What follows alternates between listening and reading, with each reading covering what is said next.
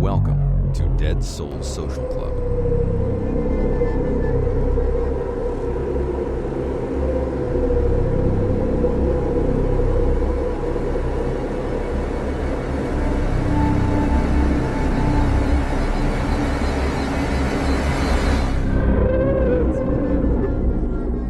This audio presentation contains graphic details of death, violence, and controversial subject matter. Listener discretion is strongly advised. From Dead Souls Media, this is A Question About Barry George. I'm Jamie Black, a researcher and psychologist, and I'll be your host for tonight. Back in September 2023, I produced an episode titled Who Killed Jill Dando? We released it alongside a Netflix documentary that came out the same month. This subsequently, due to the Netflix hype, led our episode to doing extremely well, but I wanted to revisit the subject. There were still some things that I wanted to explore and say on the subject. I put forward various conspiracy theories in that episode that I felt that the Netflix production wouldn't touch upon. I was correct. So in my view, it stands as a great companion piece to the Netflix documentary, and both together cover all aspects of this case. In that episode, I also covered the background of Barry George and dived into the specifics of his conviction. I encourage you to listen to that episode prior to going ahead with this one. It'll help you understand the full aspect of where I am about to go. But there is a lingering question about the murder of Jill Dando. A lingering question that lurks like an elephant in the room to this very day. After more than 8 years in prison, Barry George is a free man, cleared of the murder of TV presenter Jill Dando. He left from the back of the court, trying to escape the cameras. Mr. George's family have campaigned tirelessly for his release. We're really delighted to finally have justice. I want to thank everybody who has supported us through all these years. Special thanks to Barry's legal team, to Mojo, and to all of the other agencies who help miscarriage of justice victims. A huge thank you to the jury. They obviously worked very hard to ensure they correctly interpreted the circumstantial evidence in this case. We've been fighting for many years. Now we need time to get back together as a family. We also hope that the police will now look again into the murder of Jill Dando. Thank you. Sitting next to him in the dock was the psychologist who'd been with him for both trials. She described the moment his name was cleared. Mr. George feels overwhelmed by the verdict, as throughout the trial he didn't dare to get his hopes up, and he continually said to me in the dock he believed he would be convicted. His eyes filled with tears, and he took a very deep breath. He now has to come to terms and make some adjustments, important adjustments to his life. Barry George was arrested a year after Jill Dando's murder. He was convicted on flawed scientific evidence. He always maintained his innocence. The police always believed he was the killer. First thing I want to say is that we're disappointed at today's verdict, but we're especially disappointed for Jill's family and friends. However, we accept and respect the decision of the court this afternoon. The investigation into her murder was complex, it was thorough, and it was professional. So, did Barry George kill Jill Dando? The idea might seem outrageous, since Mr. George was acquitted of the crime, and it is almost universally accepted that the murder remains unsolved. If you Google anything about the case, you might assume that expert and public opinion is settled, that a man with mental health problems was made a scapegoat on the flimsiest of evidence, and only through the persistence of decent-minded campaigners was a great miscarriage of justice finally overturned. But the question is more reasonable than some suppose, as indeed the High Court has acknowledged. Quote, There was indeed a case upon which a reasonable jury, properly directed, could have convicted the claimant of murder. And the fact that Mr. George was released from prison in 2008, 7 years into his life sentence, was almost certainly due to a simple error of logic, which points to a systemic failure in British justice. The murder of one of Britain's best-loved broadcasters in April 1999 was much more than a personal tragedy and a trauma for her family, friends and colleagues. Because of her celebrity status, it was bound to cause a furore, especially since one of her roles was fronting the police appeal series Crime Watch, then one of the highest-rated factual TV shows. The obvious inference was that the killer must have come from the underworld, and conspiracy theories dominated the news for weeks, as assumed in the Daily Mirror's headline. The attack was said to be sophisticated and meticulously planned, presumably the work of a hired assassin or a professional gangster with a grudge. When more than a year later police arrested Barry George, a local man who had epilepsy and a low IQ, many assumed the cops had lost the plot and simply gone out to find a fall guy. Even when an Old Bailey jury convicted Mr. George, rumours swirled that this was a grotesque miscarriage of justice. His flamboyant defence QC, Michael Mansfield, proposed that the real killer was a special agent from Serbia sent in revenge for NATO bombing aimed at halting ethnic cleansing. When, 8 years later, the case was sent for trial again, the only forensic evidence was discounted and Barry George was finally acquitted. Little wonder that many accounts on social media and even mainstream documentaries play up the widely held view that the police failed utterly and that George was no more than a sacrificial lamb. But the evidence suggests a very different story. The failure of the detectives was not that they found a patsy to take the blame when their inquiry had run into the sand. It was that they failed to heed warnings about Barry George, which should have been flagged up from the start. Indeed, when the facts are set out in a logical sequence, not as a narrative for the prosecution or defense, anyone who is dispassionate would recognize that, whether or not Barry George was the killer, he was nonetheless subject to an uncanny number of coincidences, many of them striking. The following is uncontroversial. The murder scene was comprehensively compromised by paramedics in their concern to save Jill Dando. Thereafter, there was little forensic evidence other than a casing from the bullet, and later, the bullet itself and trace residue on Jill's clothing and in her hair. There were witnesses who had seen a lone man waiting, had heard a scream, and had seen the lone man walking hurriedly away. There could be little doubt that whoever he was the culprit. There was no obvious motive. The inquiry was almost immediately overwhelmed by information, much of it seemingly of little or no evidential value, but all of which, some 7,000 lines of inquiry, had to be evaluated. Accordingly, the investigation began with an open mind about whether the killer was a hired assassin, part of a criminal gang, a lone criminal with a grudge, a jilted lover, or someone with a mental disorder. At least that was the theory. The senior investigating officer, DCI Hamish Campbell, insisted this was a 360-degree investigation. However, as he and his colleagues will now concede, they were under intense pressure from the media and from top brass in the Met to prioritize potential criminal connections. Every appeal Jill had conducted for Crime Watch was investigated. Extensive contacts were made with criminal contacts. These all drew a blank. When other conspiracy theories surfaced, these also sucked up thousands of hours of detective work. One of the most risible, yet one that came to have such prominence, was the idea of a Serb assassin.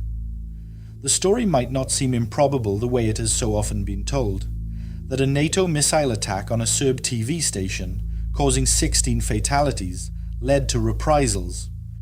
But it requires that the Serbs were easily distracted from the immediacy of their life and death conflict in the Balkans, that they blamed Britain, not the US, that they ignored their own failings. In fact, their director of the station was later sentenced to 10 years in prison for failing to evacuate the building, that they had the resources to move with remarkable speed. The TV station bombing happened 48 hours before Jill's murder, 1,300 miles away. That they would never claim responsibility for a remarkably successful tit-for-tat, and that even after the war was over, Western intelligence could find no documents or plausible informants to support the claim. More significantly, though, is the origin of the story. Jill's agent had been asked by the police if anyone might have had a grudge against her, to which the answer was firmly no. But she did recall a letter criticizing an appeal Jill had voiced about the Balkans. Its tone was injured, but contained no element of threat, but her boss told the press, and the story catapulted from an unremarkable private letter to an international conspiracy. The murder team spent months on it, but they and the intelligence services turned up nothing. Finally, some 10 months into the inquiry, DCI Campbell took stock and went back to review all other possibilities. There had always been indications that Jill's killing was not professional at all, but bore the hallmarks of an amateur. Of course, it is possible that a real pro might lay a false trail, pretending to be slipshod and incompetent, but it would have been exceptionally risky. Again, the following is uncontroversial. No getaway vehicle, and it seems no getaway plan. Almost unprecedented for a contract killing. The wrong address, so one where an attacker would have to wait conspicuously for ages. She lived with her fiancé, rarely went to her own house, and only decided to go there at the last minute because of a phone call with her agent while she was driving not far away. No backup personnel who could have tailed Jill. We know that from a thorough check on CCTV images. A risky location for a murder. The man who had been seen hurrying away had to walk down Gowan Avenue, a long straight street with few turn-offs where a would-be assailant could be tracked by neighbours or passers-by for at least 40 seconds, a long time for a professional or any killer who had given any thought to how he would escape. A perilous and unreliable weapon. The gun was not a real one, but a reactivated or re-engineered one like a starting pistol, prone to jamming, misfiring, or even backfiring. Neither the Metropolitan Police nor the FBI could find a precedent in a professional assassination, so this would have been unique. The bullet was refilled, or at any rate hand-crimped, increasing all the above risks and improbabilities. Jill had her key in the lock ready to enter, yet the murderer did not push her inside and shut the door to muffle the sound, but shot her outside in public, where the attack could be witnessed, the assailant seen holding a gun, and the body quickly found. The killer physically held the weapon in contact with his victim, suggestive of a crime of passion, but breaking all the rules of an intelligent or trained assassin. Direct contact is always a forensic risk, and as soon as he pulled the trigger, he would have been sprayed with biological material as well as gunshot residue. The forensic psychologist who analysed the murder quickly concluded that any 2 or 3 of these features would suggest the killer was not just an amateur, but was taking alarming risks, and that taken together, the clues were conclusive. He formally advised that the murderer would be a classic loner with a severe personality disorder. To his surprise, the investigating team ignored his professional guidance. Probability supported his view. In recent history, with one notable exception in 1981, no English judge has been assassinated in reprisal for an arrest or conviction. Nor are revenge attacks a feature of life for prosecution lawyers, detectives, or arresting officers. It is simply not part of the British underworld tradition. It is extremely rare even in the US, where gangsterism and murders are so much more commonplace. It would be very far-fetched indeed for a criminal fraternity to take it out on a peripheral player, such as a TV presenter. Then there was the question of motive. Once a criminal underworld attack had been discounted, statistical improbability, no whispers after a year despite intensive contacts, other theories like a Serb attack ruled out, practical improbability, no supporting evidence or even hints after international intelligence trawls, and no sign of a fallout with friends, relatives or former lovers. There was no obvious reason for Jill's murder, especially for a risky killing in the street. Which left the most plausible explanation, Those unused to forensic psychology often talk about motiveless crimes because there is seemingly no rational purpose for someone to act in that way. Yet thousands of these apparently senseless crimes are committed by people who have a very clear internal logic. These include many would-be political assassins like John Hinckley Jr., a troubled guy, according to the FBI, who in 1981 shot and wounded President Ronald Reagan because he just sought notoriety, or Matthew Crooks, who fired on and injured ex-President Trump at a rally in 2024 with no obvious motive. It's unsatisfying to say, stuff happens and we don't know why, says Daniel Byman, a US expert from the Center for Strategic and International Studies. So, people fill the void with their own conspiracy theories. FBI investigator Aaron Rouse says much the same. As a society, we are kind of programmed for a TV culture that there's an event, then a resolution, and it has to make sense, but people have to realize there's no grand cabal behind every event. In fact, the biggest common factor, and a much larger feature than most people imagine, is some form of psychopathy. This includes the most notorious killers, including Peter Sutcliffe, Ronnie Cray, and Charles Bronson. Indeed, Britain's prisons are crowded with people who are mentally ill. Broadmoor and Rampton are full of them. But that apart, thousands more crimes are committed by people who are not mentally ill so much as suffering from a personality disorder. Personality disorders result in cognitive impairment, obsessions, and narcissism, mostly resulting from genetic or physical damage, such as frontal lobe pathology, but sometimes from severe abuse. These disorders are not curable, and so, until recently, even violent offenders were sent to prisons rather than to secure hospitals. Psychiatrists concede they can do nothing for them. Andrew Cunanan, who 2 years before Jill's murder had tailed in the street and shot the global fashion chief Gianni Versace, suffered a form of personality disorder, as did Mark Chapman, who killed John Lennon in 1980, and in both cases, it's not hard to see similarities in the way Jill was ambushed.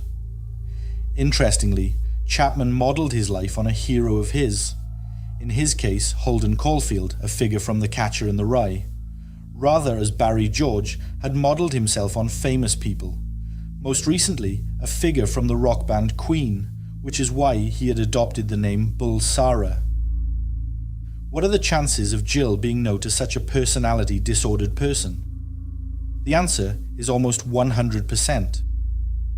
At the start of the investigation, it was pointed out to DCI Campbell by several who knew her that in Jill's case, as with any public person, one needs to consider motives in a very different light from private individuals, because celebrities are known to almost everyone. She was routinely on TV, in people's homes, in their sitting rooms, and in their bedrooms. Indeed, 2 days before her murder, she was on the front cover of Radio Times, posed in leather. Thus, albeit 10 months too late, personality disorder became a prime line of inquiry. In February 2000, going back to review evidence from the start, it emerged that one individual had been identified several times as a person of interest, but because he was a Walter Mitty character and used different names, the police system had failed to link them. It turned out that he had been seen in the road 4 hours before Jill's murder. He had been identified as having been by 2 separate witnesses near the killing in an agitated state soon after the murder. The witnesses, including a mental health worker, were so concerned about him that in the days after Jill's murder, they had rung the incident room repeatedly. He had returned to both witnesses the following day, seeking to persuade them he had been there at different times and in different clothes. He had a history of violence against women, including formal warnings, convictions for sexual assault, and a prison term for attempted rape. Further inquiries revealed that, when under surveillance, he routinely stalked women.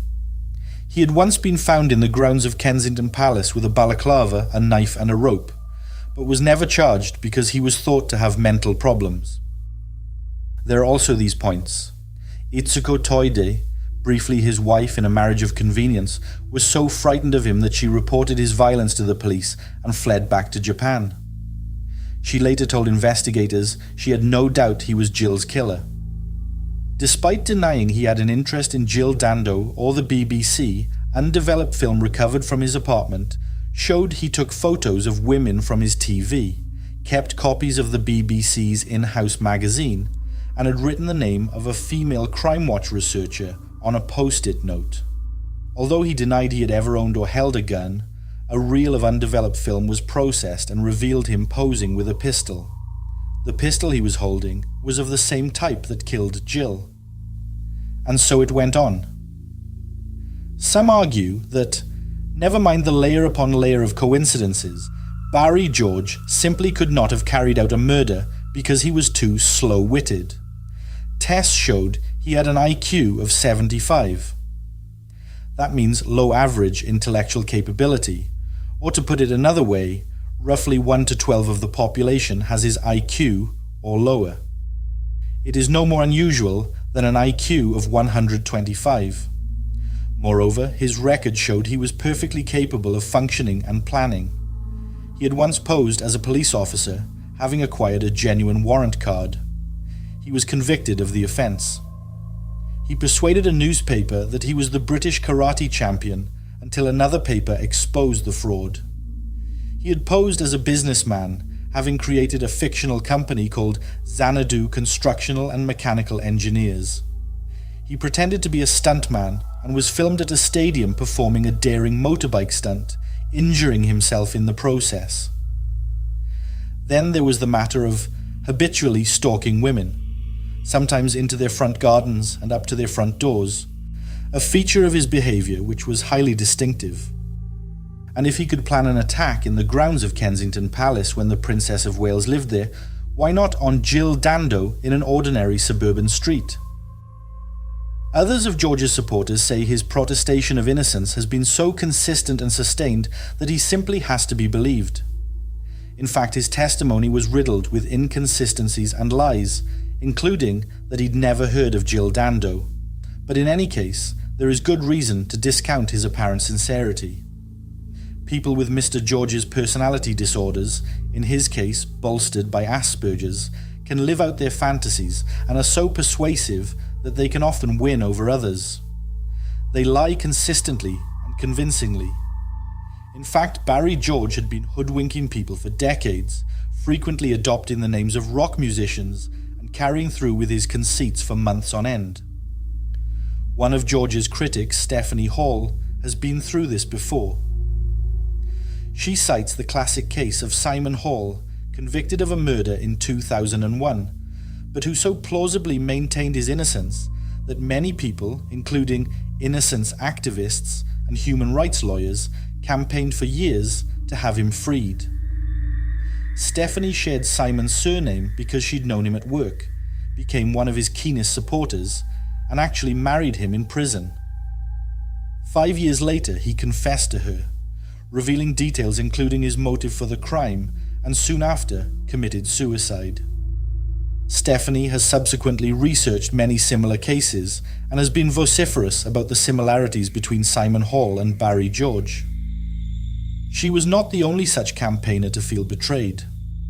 Most miscarriage of justice activists quietly bury embarrassing cases like that of Simon Hall, but one of Britain's most prominent champions against wrongful convictions concedes it is all too easy to be duped. David Jessel, a former presenter of campaigning TV shows like Rough Justice and Trial and Error, and a long-time member of the Criminal Cases Review Commission, concedes, "You always have to reserve a part of your brain for the possibility that the person you campaign for just might be guilty." One of the foremost profilers in the United States, Pat Brown, says too many coincidences end up with a Barry George to be ignored, and it is contemptuous of armchair theorists who think he must have been either too dim or too nice to kill. Such people, she says, plainly know little about personality disorders, or indeed criminal profiling. Now, in short, lots of so-called circumstantial arrows pointed compellingly in Mr. George's direction, and there's nothing wrong with circumstantial evidence, especially when so much of it leads to the same conclusion. Through criminal history, it has been the bedrock on which almost all verdicts have been reached. But in addition, a particle of firearms residue was found in the pocket of a coat Barry George had been wearing on the day. What's more, its analysis revealed a mix of barium, aluminium and lead which matched the type of gunpowder recovered from Jill's hair and clothing. This was the hard forensic evidence the detectives craved, or so it seemed, and it may even have finally convinced the CPS to advise police to charge Mr. George with murder. But it turned out to be a poisoned chalice. We cannot know if it played any part in the jury's decision to convict. English justice, though supposedly open, has absolute secrecy at its heart. But we know for sure that this tiny scrap of residue, just one small part of the case against Mr. George, and effectively a postscript which was found only after he had been arrested and charged, was what led to his subsequent acquittal. No one argues about the fundamental science. Such particles are formed under extreme temperature and pressure, and are sprayed forwards and backwards when someone fires a gun. The only uncertainty was how this one got into Barry George's pocket. Supporters claim it led to an appalling miscarriage of justice in which an obviously innocent man was sent to prison. But what's in question here is not so much a question of physics as of probability, and overlooked by almost everyone involved in the media extravaganza over Jill Dando's murder. The logic of probability points in the opposite direction. The implications are so important for English law in general that the whole trail of events deserves setting out in some detail, not least because unless anyone can find an error in what follows, it means Mr. George should not have been released from prison, and the guilty verdict should still stand. At his trial in 2001, the forensic evidence was offered as tentative, but nonetheless of evidential value. Years later, while Barry George was in prison and supporters were protesting his innocence, the Forensic Science Service had second thoughts. That prompted a review by the Criminal Cases Review Commission, a statutory body set up to investigate miscarriages of justice. Having said that, its interpretation of miscarriages of justice is very much one-sided. It has no powers to intervene if Barry George was wrongly acquitted. That in turn led to an appeal. In fact, his first, having been dismissed in 2002. And at the Royal Courts of Justice in London, his lawyers successfully argued the forensic evidence should be challenged, leading to a retrial. When this second trial took place, more than 7 years after the murder, Mr. George's barrister, William Clegg, persuaded the judge to rule the forensics inadmissible. So the second jury was never told about the firearms discharge residue. And given that 9 years on from the murder, most witness memories had faded, a new verdict of not guilty was almost inevitable.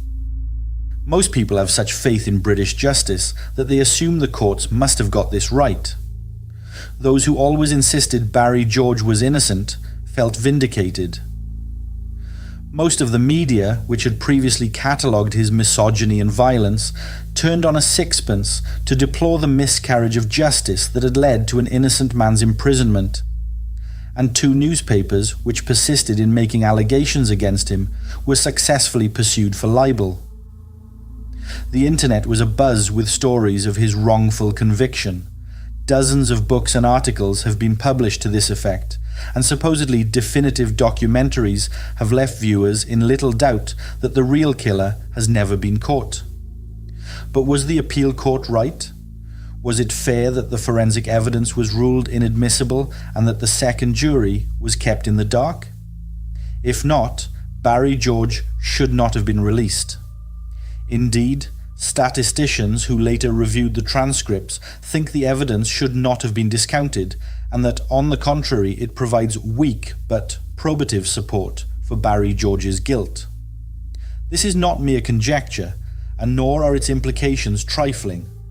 It is literally a textbook case of how courts can get things wrong. 2 statisticians who worked through the judgment, Professors Norman Fenton and Martin Neal, together with a lawyer, a psychologist and a behavioral scientist, Daniel Berger, David Lagnado and Anna Shu, expressed serious concerns about oversimplification, ill-defined assumptions, and erroneous reasoning, and warned that the problems go much deeper than the intuitive logic that expert witnesses had proposed and that the lawyers had all swallowed. So let's wind back and examine why the particle was thought to be evidential in the first place, why it was then discredited, and why probability experts think it was wrong to be disallowed. The Forensic Science Service had always conceded that the speck of gunpowder was by no means conclusive proof. It was so tiny, the smallest amount detectable, that all the scientists agreed it was most unlikely to have been planted. Inserting a single microscopic fragment into a fold of clothing would be difficult, and, even if experts had gone to the trouble of framing someone, they would have scattered far more convincing evidence than just one infinitesimal speck. Even so, it could have found its way into Barry George's pocket by accident, perhaps when the coat was handled by police. So which was mostly likely? Accidental contamination, or a direct indication of contact with a firearm? At the time of the first trial in 2001, the Boffins thought the latter was more likely. But 5 years later, the Forensic Science Service was going through a period of reassessment and worried there was not sufficient data on the environmental occurrence of FDR, firearms discharge residue, to give a safe interpretation of finding a single particle. As a consequence, they adopted a cautious approach. In fact, it was so cautious that by the time of the appeal, they had concluded that a single speck had no practical value at all. They guessed there might be a 1% chance of finding the particle whether or not Barry George handled the gun, and accordingly the evidence was neutral. To quote their expert witness, Robin Keeley, "It was no more likely that the single particle of FDR came from a gun fired at the time of Miss Dando's murder than that it came from some other source." Strong stuff, especially as Mr. Keeley is known as the founding father of firearms chemistry. Yet when one of the world's greatest authorities on probability reviewed the appeal court transcript, he found it, literally, incredible. I cannot believe Mr. Keeley said anything so blatantly incorrect. So let's examine why. On the face of things, calling the firearms residue neutral suggests it added nothing to the question of whether Barry George was guilty or not, since the chance of leaving residue would be the same in either case. The layman's implication is that if you turn out all your pockets, there might be burned gunpowder in at least one article of clothing, especially if you have been in contact with the police. There is no evidence whatever to support such an assertion. And although the Mr. Keeley and his colleagues sounded convincing to the court, their reasoning seems to have gone awry. The problem is that while they knew a lot about chemical analysis, it appears they were not experts in statistics, and nor were the judges and lawyers. Probability, the likelihood of anything happening, is far less obvious than it seems.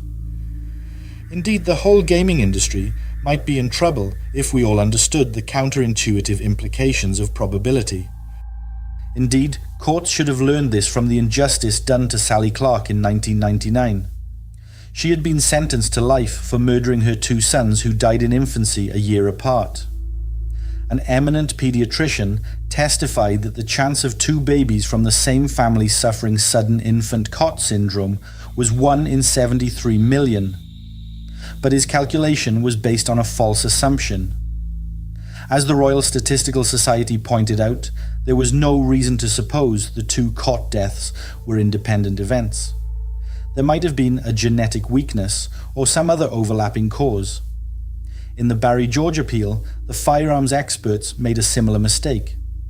They fell for what statisticians call the zero-sum fallacy. They posed a false dichotomy. They believed that if the particle got into the coat innocuously, it would imply that Mr. George had nothing to do with the crime, whereas if the particle came from his gun, it would indicate his guilt.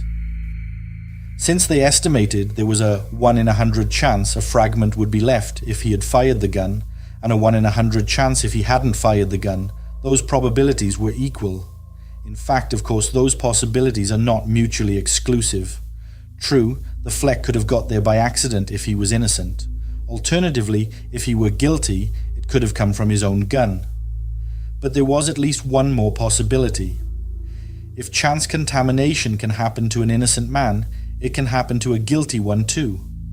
In other words, it could have got there by accident whether or not Barry George was Jill Dando's killer. The seemingly trivial distinction is important because it changes radically the evidential value of the particle. A simple illustration is to consider what happens if you make a bet. An either-or hypothesis is like a single toss of a coin. It either falls heads or tails. But the odds change when you have 3 possibilities, not 2. It gives you another toss of the coin. Consider the chance of flipping 2 heads in a row. It's 1 in 4. This is known as the prior probability, and the odds are stacked against you. But if you get ahead with the first spin, the chance of getting 2 heads now rises to 1 to 2. This is known as the posterior probability. Now you are just as likely to win as lose. Even amateur gamblers understand this and would raise the stakes after the first roll. Thomas Bayes, the father of probability calculations, understood this 3.5 centuries before the appeal court overlooked it, and Bayes' theorem provides an exact mathematical way to calculate the posterior probability. In the Barry George case, rather than trying to flip coins, we need to know how many people touch guns. After all, if everyone in Britain handled guns, the average likelihood, or prior probability, that Barry George handled a gun would be 100%. Everyone else would have been equally likely to have harbored similar residue, so finding a particle would tell you nothing about whether he might have been Jill's killer. Yet, if very few people have access to firearms, then finding the speck would be very significant.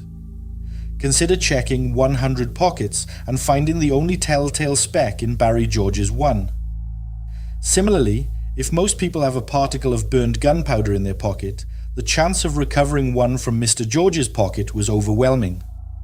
But if only one person in 10,000 had residue in their pocket, then the chance of finding one would be minuscule. In that case, a finding would be significant. It is only a combination of factors that can indicate whether the residue had evidential value. Professor Norman Fenton and a team of statisticians from Queen Mary University and University College London modelled a range of scenarios on the Barry George case so they could calculate probabilities depending on how these circumstances vary. Whatever reasonable scenario they fed into the program, it tended to indicate that finding the particle increased the chance that Barry George was the shooter. So what is a reasonable scenario? What is the probability that the trace of residue got there without him firing the gun? Perhaps, as his defense counsel proposed, that it was contamination caused when the coat was removed from its evidence bag to be photographed by the police. To assess the chance of environmental pollution, we need to know how many guns there are in London, which could have led to haphazard transfer. More particularly, we need to calculate what proportion of these particles could have found their way into police stations in the capital. First, let's look at the number of guns. No one knows how many people in London have direct contact with firearms, but we can make an educated guess. In doing so, we shall always err on the side of Barry George's defence. Most legal guns in Britain are held by hunters and shooters in the countryside. Nonetheless, some 4,600 citizens hold handgun and rifle licenses issued by the Metropolitan Police.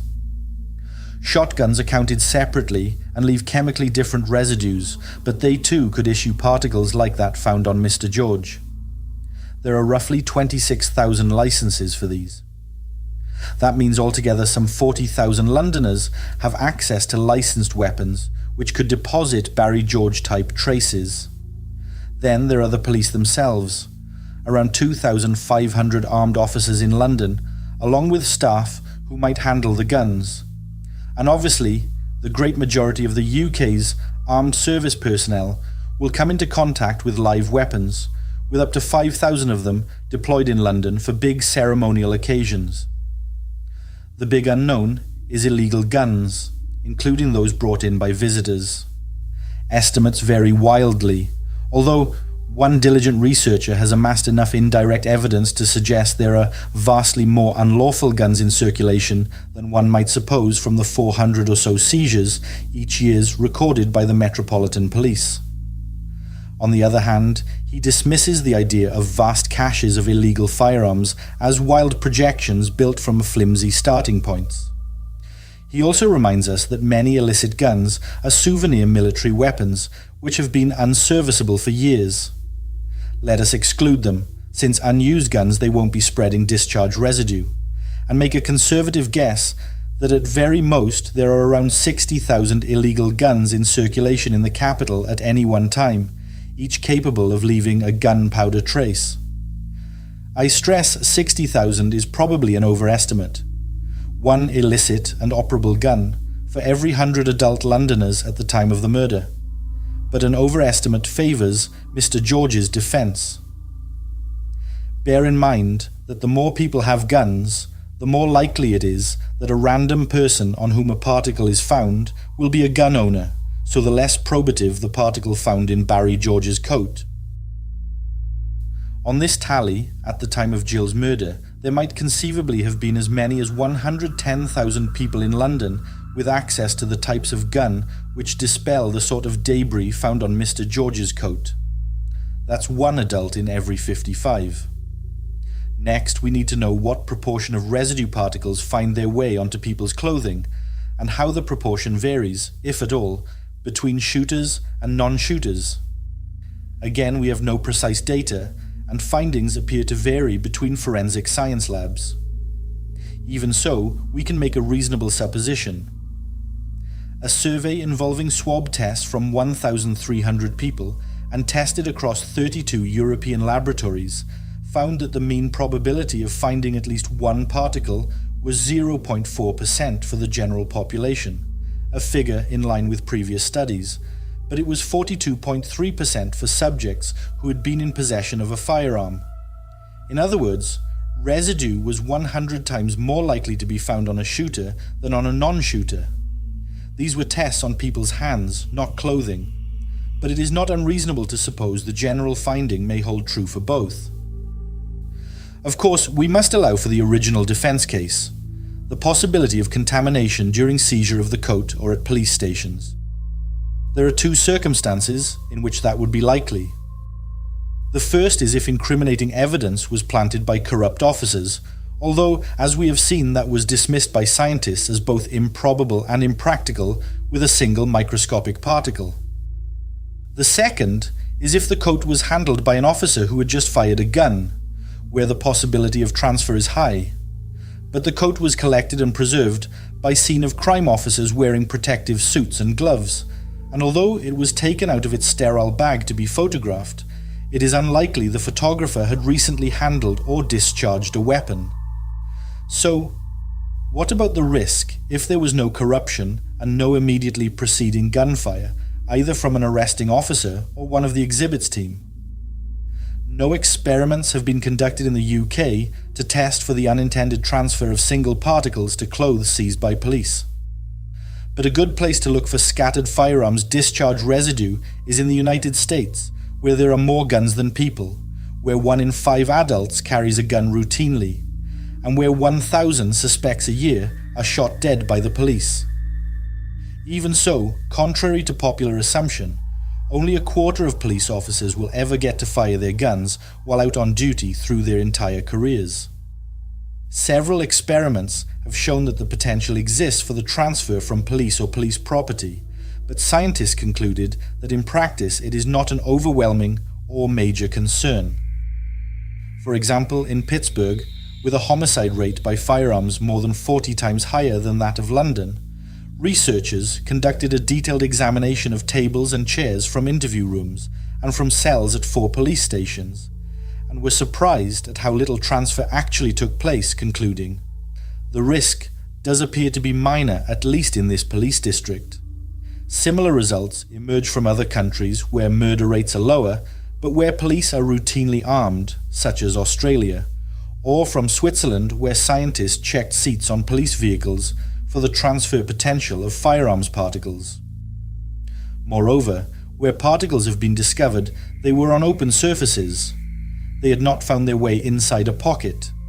Obviously, these minor risks are even more minor in London, where fewer than 1 in 8 of sworn officers is armed, and where laws on gun ownership are among the strictest in the world. Indeed, even the lawyer who represented Mr. George at the appeal, and who is still convinced of his client's innocence, conceded in his memoirs, Under the Wig, chapter 21, that the prosecution were able to prove there couldn't have been any such cross-contamination. Nonetheless, a credible risk exists for unintended transfer, and, in the absence of precise experiments of particle transmission between metropolitan police, it would be safer to overstate the possibility than rule it out altogether. So where should we drop the most credible pin of conjecture for a single discharge particle?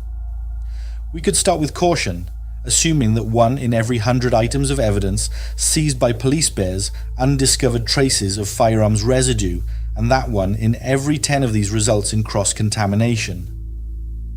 This is theoretically far-fetched, and it would render the collection of forensic exhibits almost futile, since if cross-contamination was so common with firearm residue, it would also presumably be so for many other physical contaminants. And if exhibits really were so hopelessly exposed, it would mean that any forensic connection with any crime would always be deniable. Nevertheless, again bending over to be fair to Barry George, let us accept this speculation and propose that 1 item in every 1,000 gets contaminated with at least 1 firearm discharge particle. That would mean we need to build in a 0.1% probability of accidental police contamination. Set against that is the fact that the particle was in the right-hand pocket. This is of marginal significance since roughly 9 out of every 10 people are right-handed. Nonetheless, since a right-handed gunman would normally conceal a weapon in his right-hand pocket, it is perhaps worth noting in passing in the case of Barry George. The photo recovered by police in which he is holding a gun shows that he professionally cradled the weapon with his left hand, but his right hand is clamped round the pistol grip and his right forefinger is on the trigger. Even so, again, let's favour the defence and set this to one side. If we put all of this together, and if all these estimates are approximately right, that is assuming 1 in every 55 citizens might have occasional access to a gun, that people who handle guns are 100 times more likely to have firearms residue than those who don't, and allowing for a 1 in 1,000 chance of cross-contamination after the coat was seized by the police. Then, according to Bayes' theorem, the evidence of Barry George handling a gun is far from neutral. In fact, the probability rises from close to 0 to 71%. That means there is almost 3 times more likelihood that Barry George handled a gun than any other explanation, which in turn means that the evidence was correct at the first trial and should not have been dismissed by the Court of Appeal. Instead of the clue being ignored, it should have been considered as yet another brick in the wall of evidence against Barry George. But you don't need to take my word, or my calculations, for it. Even the forensic team whose evidence led to the acquittal acknowledged their evidence may have been misunderstood. The scientist Robin Keeley died in 2010, but his equally expert colleague Angela Shaw accepts that their own estimates could be considered even more damning than mine. At the time of the appeal, they reckoned there was a 1 in 100 chance the particle could have got into the pocket through incidental contamination. All it needed was for Orlando Pownall, QC for the prosecution, to ask the obvious question: are you saying there is a 99% chance that it did not get there by accident? Ms. Shaw concedes she would have answered yes. Perhaps what is most extraordinary about all this? The forensic scientist's testimony to the appeal court, as well as the appeal court's finding, and the second trial judge's acquiescence in excluding the forensic evidence, is that they fell into a trap that is well known in criminal trials.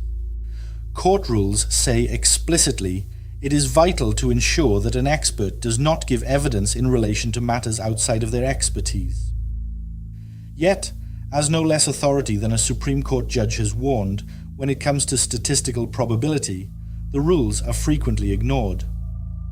She notes that despite the fact that humans are particularly fallible at making use of statistics to take rational decisions, in many cases, the courts take a rather impressionistic approach to what strikes the judge as helpful with little express analysis of what the data can or do show. Statisticians themselves have been doing what they can to redress the balance, and the Royal Society has published an accessible primer to educate the courts. But as academics point out, the very adversarial nature of criminal trials tends to encourage impressionistic thinking. As psychologist Professor David Lagnado points out, using the Barry George appeal as a classic illustration of lawyers coming to the wrong conclusion, criminal courts have only a binary option. The doyen of statisticians, the world's first professor of public understanding of risk, David Spiegelhalter, has been so exercised about this case and others like it that he lectures judges and has written for the Supreme Court on how easy it is for lawyers to be fooled. In any case, the arguments about the firearm's discharge residue proved something of a distraction. There is no dispute that Barry George had handled firearms, including a gun like that which killed Jill Dando. Quite apart from witnesses who saw him, he had himself photographed doing just that. So why is the great body of well-researched and scientifically backed evidence against Barry George so widely dismissed and, by some, so vehemently denounced? Why is the narrative that Barry George is innocent so frequently talked up by commentators, and why are documentary makers scared of questioning whether the appeal system managed to put this case wrong instead of right? This bias is by no means unique to Jill Dando's murder. And perhaps it's unsurprising, especially among liberals in academe and media who like to be on the side of an underdog, a role that Barry George can fill with ease. It is regarded as campaigning journalism if the media claim a convicted person might be innocent, while investigators who propose a miscarriage of justice in the other direction are likely to have their programs damned as trial by television. They are also almost certain to be sued. Indeed, anyone who seeks to change the public view of Mr. George should know that for all his supposed lack of mental capacity, he has proved energetically litigious. So even I will never say Barry George is guilty. I have long come to accept that the legend of his innocence is now almost as unassailable in the public view as it is beyond further reconsideration in criminal law. Nonetheless, an acquittal in British law is not the same as being innocent. A verdict of not guilty simply means that the jury could not agree that the burden of proof had been met. Moreover, after his acquittal, Mr. George was twice denied compensation on grounds that, to quote Lord Justice Beatson and Mr. Justice Irwin judgment in the High Court, there was indeed a case upon which a reasonable jury properly directed could have convicted the claimant of murder. So while Barry George is unequivocally not guilty in law, it would be a falsehood to suggest there was never real evidence against him. It would be an insult to the police inquiry, to the CPS, to the Treasury solicitor who prosecuted the case, to the first jury which convicted him, and to the multitude of coincidences that made him such a compelling suspect. So, here is a sort of postscript, I suppose. I confess I was always of the opinion that Jill was killed by someone with a character or disposition much like Barry George. At the time of her murder, I already had a deep interest in true crime, criminology, and the psychology of criminals. But I was wary of investigators' theories. But now I am a psychologist by background. I have visited prisons and spoken with many inmates and individuals with mental health struggles and personality disorders. Thus, I am acutely aware of the link between crime problems with mental health. Have I felt in the past that the detectives were looking doggedly in the wrong direction? Possibly. No doubt Hamish Campbell, the SIO, must have found the case equally frustrating. Barry George is known to be psychologically challenged. Indeed, I am greatly impressed by the loyalty of his sister Michelle Diskin, who campaigned so hard to clear his name. If I was convicted of a crime, I would definitely want a sister like her on my side. Jill's legacy, the world-class Jill Dando Institute, which pioneered the new discipline of crime science at UCL and finds new ways of helping police and preventing crime, has spawned similar work in universities around the globe. There is also the Jill Dando News Initiative, which encourages children to consider following Jill into journalism. Along with the murder of Gianni Versace and the tragic death of Princess Diana, the murder of Jill Dando stands out massively in my memories of the late 90s. My interest here is less about this single case of murder, awful and horrible as it was, than about how a narrative can take hold which swamps so much of the evidence. So, at the end of this, my question to you is simple. What do you think? Who do you think killed Jill Dando? Good night, everyone.